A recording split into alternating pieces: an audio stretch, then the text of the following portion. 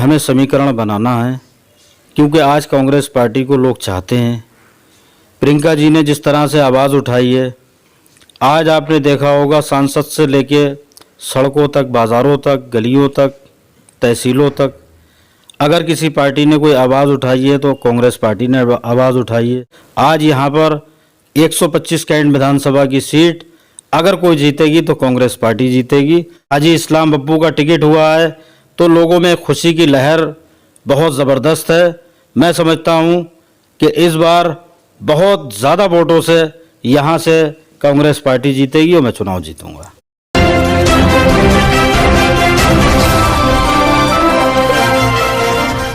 नमस्कार, मैं हूं अतीक अंसारी और आप देख रहे हैं स्मार्ट न्यूज इंडिया।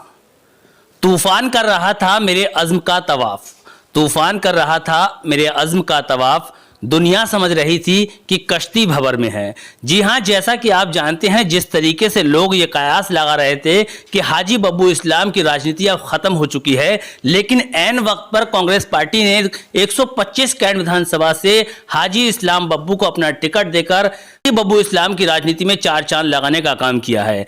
आज मेरे साथ जो शख्सियत आप देख रहे हैं, इन्हें लोग हाजी बब्बू इस्लाम के नाम से जानते हैं। अगर इनकी राजनीति की बात करें तो आज से तकरीबन 27 साल पहले इन्होंने अपने सियासी सफ़र की शुरुआत की और इसके बाद ये लगातार 4 बार के पार्षद रहे हैं और इसके साथ साथ 2012 में इन्होंने नवाबगंज विधानसभा का चुनाव लड़ा और तकरीबन 42 से 43 हज़ार वोट हासिल कर बरेली जिले में भूचाल मचा दिया। लेकिन जिस तरीके से 2022 के विधानसभा चुनाव को देखते हुए इन्होंने राजनीति में दोबारा फिर से कदम रखते हुए बरेली जिले की राजनीति में जो भूचाल मचाया है, उससे चारों तरफ हाहाकार मची हुई है। आज मेरे साथ हाजी इस्लाम बब्बू मौजूद हैं। इनसे जानेंगे कि 2022 के विधानसभा चुनाव को लेकर इनकी क्या तैयारियां हैं और कितनी तैयारियां ये मुकम्मल कर चुके हैं और जीत के समीकरण क्या हैं। हाजी बब्बू इस्लाम जी, आपका स्मार्ट न्यूज इंडिया में बहुत बहुत स्वागत है। जी, बहुत बहुत शुक्रिया सर। मैंने आपका कुछ छोटा सा एक इंट्रोडक्शन देने की कोशिश की है, मैं चाहूँगा इसमें आप 2 शब्दों का और इजाफा कर दें। देखिए, ऐसा है, आपने जो कहा समीकरण बिगाड़ने की बात नहीं है, बल्कि हमें समीकरण बनाना है, क्योंकि आज कांग्रेस पार्टी को लोग चाहते हैं। प्रियंका जी ने जिस तरह से आवाज़ उठाई है, आज आपने देखा होगा सांसद से लेके सड़कों तक, बाज़ारों तक, गलियों तक, तहसीलों तक, अगर किसी पार्टी ने कोई आवाज़ उठाई है तो कांग्रेस पार्टी ने आवाज़ उठाई है बीजेपी के ख़िलाफ़। हमें बीजेपी को यहाँ पे हर हाल में हराना है और इसके लिए यहाँ की जनता पूरी तरह से तैयार है। आज यहाँ पर 125 कैंट विधानसभा की सीट अगर कोई जीतेगी तो कांग्रेस पार्टी जीतेगी। और जिस वक्त से लोगों को पता लगा है कि हाजी इस्लाम बब्बू का टिकट हुआ है तो लोगों में खुशी की लहर बहुत ज़बरदस्त है। मैं समझता हूँ कि इस बार बहुत ज़्यादा वोटों से यहाँ से कांग्रेस पार्टी जीतेगी और मैं चुनाव जीतूँगा। जी, एक बड़ी बात ये भी है कि आपने कुछ दिन पहले ही समाजवादी पार्टी को ज्वाइन किया था, तो उसे देखते हुए लोगों ने कहा कि अब हाजी बब्बू इस्लाम की जो है राजनीति अब ख़त्म हो जाएगी, लेकिन अब आपने ऐन वक्त पर कांग्रेस पार्टी को फिर से ज्वाइन कर लिया और आपको प्रत्याशी बना दिया। कैसा फील कर रहे हैं, क्या कहना चाहेंगे? ये सब अल्लाह की मर्ज़ी होती है, जहाँ से उसका हुक्म होता है वहीं से काम शुरू होता है। मेरे किस्मत में शायद ये लिखा है कांग्रेस पार्टी से विधायक बनना, तो कांग्रेस पार्टी ने मुझे बुला करके टिकट दिया। बहन प्रियंका जी ने मुझसे पूछा कैसे करके चुनाव जीतना है, तो मैंने उनसे ये कह कर के आया हूँ कि चुनाव जीतना मेरे बस की बात नहीं है, लेकिन मेरी जनता ये फैसला करेगी कि चुनाव जिता करके मुझे भेजेगी। जी, एक अगला सवाल मेरा ये है कि आप 125 कैंट विधानसभा से प्रत्याशी हैं कांग्रेस पार्टी के, तो 125 कैंट के लोगों की समस्याओं को आप कितना समझते हैं? मैं देखिए यहाँ पर 1995 से लेकर अब तक पार्षद हूँ। नवाबगंज विधानसभा मैंने चुनाव लड़ा 2012 में। पिछली बार भी मैं चुनाव लड़ना चाहता था, लेकिन 10 महीने मेरे पास टिकट भी रहा किसी बड़ी पार्टी का, उसके बाद भी मैं चुनाव नहीं लड़ सका।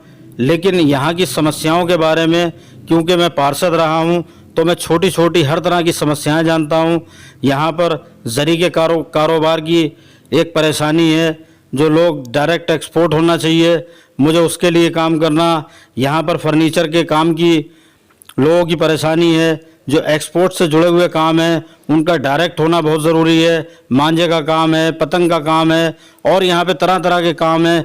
मैं एक छोटी छोटी चीज़ों से इसलिए वाकिफ़ हूँ क्योंकि मैं यहाँ पर पार्षद का चुनाव लड़ा हूँ और जब कोई पार्षद बनता है तो वो चूल्हे तक पहुँचा हुआ होता है और उसको मालूम होता है कि लोगों की परेशानी हकीकत में है क्या। जी, एक बहुत बड़ी बात है और हकीकत बात यह है कि जो एक पार्षद होता है वो तमाम घरों की समस्याओं से वाकिफ होता है। और पिछले कुछ दिनों में देखने को मिला है कि जिस तरीके से कुछ पार्टियां लगातार पार्षदों को विधानसभा में पहुंचाने की कोशिश कर रही हैं या उन्हें अपना प्रत्याशी बना रही हैं। मेरा अगला सवाल यह है कि अगर आप 2022 में विधायक बनते हैं तो कैंट की जनता के लिए प्राथमिकता से क्या काम कराएंगे? देखिए, कैंट के काम जो मेरे दिमाग में हैं, यहाँ पर बहुत बुरे हाल हैं, रोडों के, गलियों के, सड़कों के। एक तो ये परेशानी यहाँ पर दूर करना है। सबसे बड़ी परेशानी ये है कि आज यहाँ पर इस शहर के अंदर अगर 1 घंटा बारिश हो जाती तो आप देखते होंगे पूरे शहर के अंदर पानी भर जाता है और वो 4 घंटे लगते हैं पानी निकलने में। जगह जगह भरा रहता है, कई कई दिन तक पानी। तो बहुत सारी ऐसी समस्याएं हैं, लोगों की अपनी परेशानी है, पेंशनों की परेशानी है या और इस तरह की छोटी छोटी जो भी परेशानी जुड़ी हुई है। लोगों को मकान की परेशानी है या मतलब ये कारोबार की परेशानी है। जो काम सरकार के ज़रिए यहाँ पर हो सकते हैं पूरी कराने की मैं अपनी तरफ से कोशिश करूँगा। जानता मैं सब हूँ क्या होना चाहिए और किस तरह से होना चाहिए। शिक्षा और स्वास्थ्य की तरफ आपका क्या ध्यान रहेगा? किस तरीके से शिक्षा और स्वास्थ्य पर ध्यान देंगे? देखिए, पुराने शहर के अंदर सबसे बड़ी बात यह है कि यहाँ पर आज तक कोई डिग्री कॉलेज नहीं है, तो एक डिग्री कॉलेज होना यहाँ पर बहुत ज़रूरी है और इसी से हमारे बच्चे पढ़ेंगे। और इस कैंट विधानसभा में जहाँ जहाँ भी इन चीज़ों की कमी है शिक्षा के लिए, उसके लिए पूरी तरह से काम करूँगा। अच्छा, एक बड़ी चीज़ है कि हमारे देश में या हमारे बरेली ज़िले में या यूँ कहें कि 125 कैंट में बेरोज़गारी भी एक बड़ा मुद्दा है जो आज निकल कर सामने आ रहा है। तो जो युवा बेरोज़गार हैं उनके लिए आपके पास क्या विज़न है? देखिए, सरकार की तरफ से जो योजनाएं आती हैं या अगर किसी तरह से उनकी मदद हो पाती है तो वो पूरी कराने की मैं कोशिश करूँगा और इस बात को यहाँ से लेके असेंबली तक उठाने की कोशिश करूँगा कि इनकी समस्याएं और इनकी ये परेशानी है। जो कारोबारी लोग बहुत ज़्यादा परेशान रहते हैं और इन सरकारों के अंदर तो बहुत ज़्यादा परेशान हुए हैं, तो मैं समझता हूँ कि इन मुद्दों का भी कोई ना कोई हल निकलेगा। जी, आज हमारे माध्यम से आप कैंट की जनता, बरेली ज़िले की जनता और उत्तर प्रदेश की जनता से क्या अपील करना चाहेंगे? इन्हें क्या मैसेज देना चाहेंगे? भाई, जनता का ही ये प्यार और मोहब्बत है। अगर जनता में मेरी पकड़ नहीं होती तो कांग्रेस पार्टी मुझे टिकट नहीं देती। आज इन्हीं लोगों की वजह से मुझे कांग्रेस पार्टी ने टिकट दिया है और ये सब मेरे साथ खड़े हैं। आप ये देखेंगे, यहाँ के समीकरण बिगाड़ना नहीं है किसी के, अपने बनाना है और कांग्रेस पार्टी को जिताना है।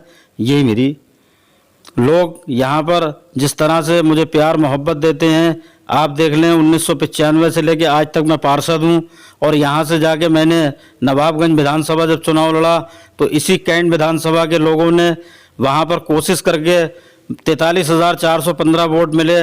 मैं हालांकि चुनाव हार गया, कोई पार्टी भी नहीं थी, एक निर्दलीय के रूप में पीस पार्टी से मैंने चुनाव लड़ा था, लेकिन इतना ज़बरदस्त चुनाव लड़ा था वहाँ पर कि मतलब आज भी लोग याद करते हैं। तो ये मेरी बात नहीं थी बल्कि यहाँ के लोगों की ये मंशा थी, यहाँ के लोगों की ये मेहनत थी कि जिन्होंने इतने वोट पड़वाए। और अब तो कैंट विधानसभा की जनता ये चाहती है कि इस्लाम बब्बू कहीं चुनाव ना लड़ें, कैंट विधानसभा में लड़ें। और उन्हीं लोगों का मैं शुक्रिया अदा करता हूँ कि उन्हीं लोगों की वजह से, क्योंकि यहाँ से सर्वे रिपोर्टें और ये सब चीज़ें गई हैं तो मेरे पक्ष में गई हैं, तो मेरी जनता ने मुझे इस पोजीशन पे लाके खड़ा किया है और वही मुझे जिताने का काम करेंगे। उनका मैं बेहद शुक्रगुजार हूँ और शुक्रगुजार रहूँगा। जिस तरीके से बरेली जिले में एरन दंपत्ति समाजवादी पार्टी में शामिल हो गई है, जिसकी वजह से हाजी बब्बू इस्लाम का रास्ता साफ हुआ और उनको कांग्रेस पार्टी ने अपना प्रत्याशी घोषित किया। 2022 के विधानसभा चुनाव के लिए हमारी शुभकामनाएं आपके साथ हैं कि आप 2022 का विधायक बने कैंट से और कैंट के लोगों की परेशानियों को दूर करें, रोजगार के नए निर्माण कराएं। और इस शेर के साथ मैं अपनी बात खत्म करना चाहूंगा कि तुम अपने पास रखो अपने सूरजों का हिसाब, तुम अपने पास रखो अपने सूरजों का हिसाब, मुझे तो आखिरी घर तक दिया जलाना है। जी हां, इसी सोच के साथ हाजी बब्बू इस्लाम अपनी विधानसभा के उन तमाम घरों की उन परेशानियों को दूर कर देना चाहते हैं जो इनके बस में हैं। फिलहाल इन तमाम बातों के साथ मैं इस कार्यक्रम से विदा लेना चाहूंगा। जय हिंद, जय भारत।